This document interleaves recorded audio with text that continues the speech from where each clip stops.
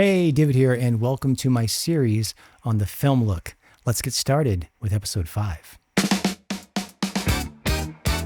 Before we go forward, let's take a quick look back, because episode 5 is the moment this entire series has been building toward.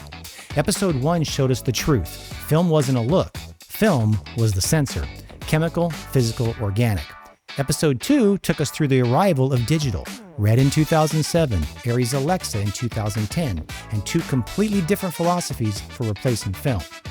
Episode 3 covered the digital takeover, from 2009 to 2012 when theaters converted to digital projection.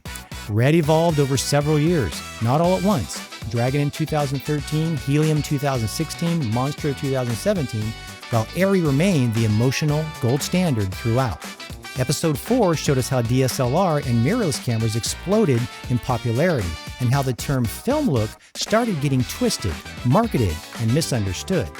And now, episode 5, the truth most creators never hear.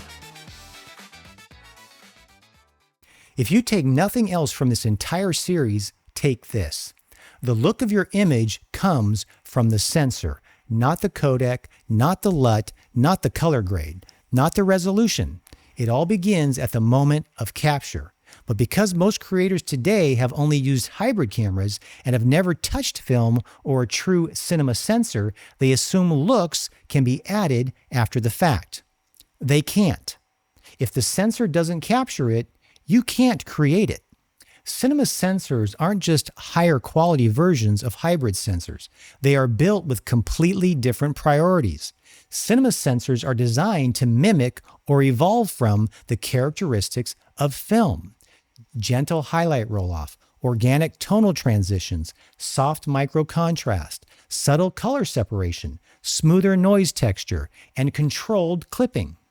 Hybrid sensors, on the other hand, are designed for still photography sharpness, autofocus performance, low light sensitivity, cost efficiency, high-resolution marketing specs.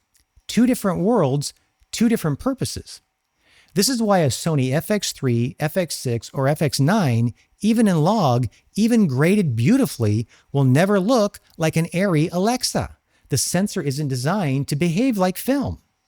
ARRI's ALIF sensor, introduced in 2010, was never about resolution. They stayed near 3.4K for over a decade. Why? Because resolution was never the goal. Their goal was highlight roll-off that feels natural, skin tones that feel emotional, color separation that feels human, motion cadence that feels familiar. ARRI wanted digital to feel like film.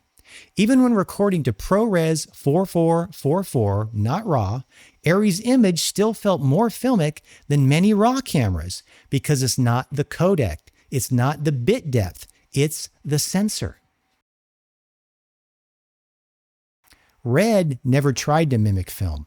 RED embraced the digital aesthetic. Their sensors evolved rapidly. Dragon 2013, more dynamic range, richer color. Helium 2016, ultra sharp 8K, modern, crisp, bold. Monstro 2017, a smoother, more organic digital image. RED prioritized resolution, detail, clarity, modern contrast, raw first workflows. Different priorities, different look. RED looks cinematic, but not filmic. ARRI looks filmic even without raw. And that distinction matters. Sony spent years making incredible video cameras. ENG cameras, broadcast cameras, hybrid mirrorless cameras, but they lacked a high-end cinema identity.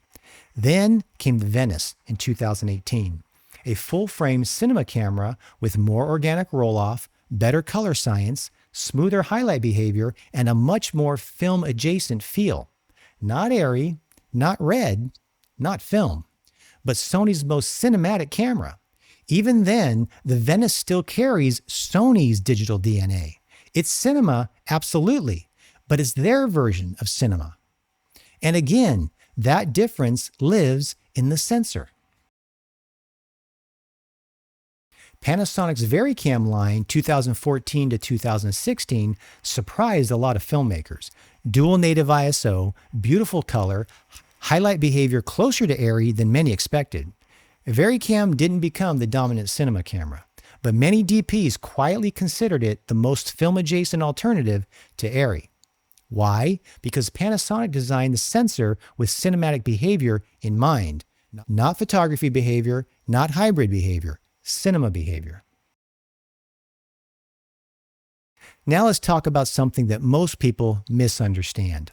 A hybrid camera, no matter how good the log profile, no matter how advanced the codec, no matter how beautifully you grade it, still uses a sensor designed for stills first. That means more contrast at the micro level, sharper edges, harsher highlight transitions, cleaner, less organic noise patterns, and color pipelines optimized for still photography.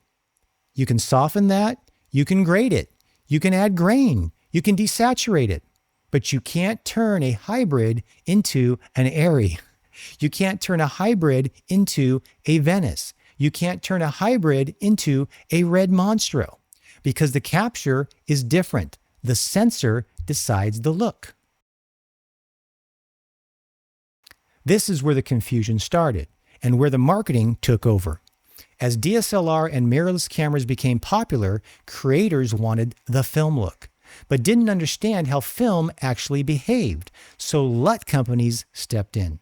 Preset packs, YouTube tutorials, color grade templates, all built around the idea of making your camera look like film.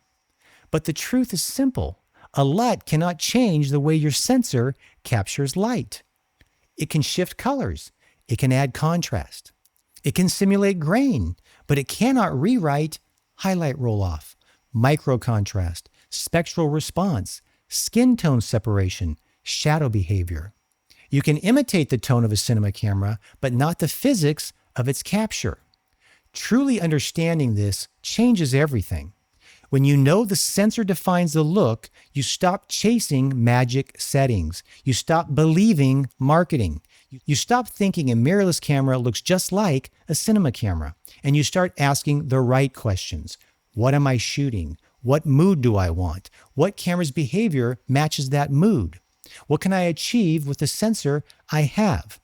This is filmmaking, not specs, not hype, not YouTube thumbnails promising the Alexa look on a budget. It's understanding your tools. Episode 6 is where everything we've talked about becomes practical. We're going to dive into the Nikon, or some say the Nikon ZR, a camera built from a different perspective, with RED's influence baked into the workflow.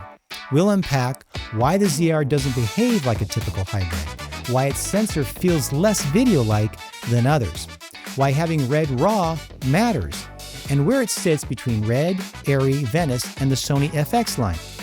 The ZR isn't a replacement for ARRI, it isn't a Venice, but it's different, and that difference is worth talking about. Make sure you're subscribed, and I'll see you in episode 6.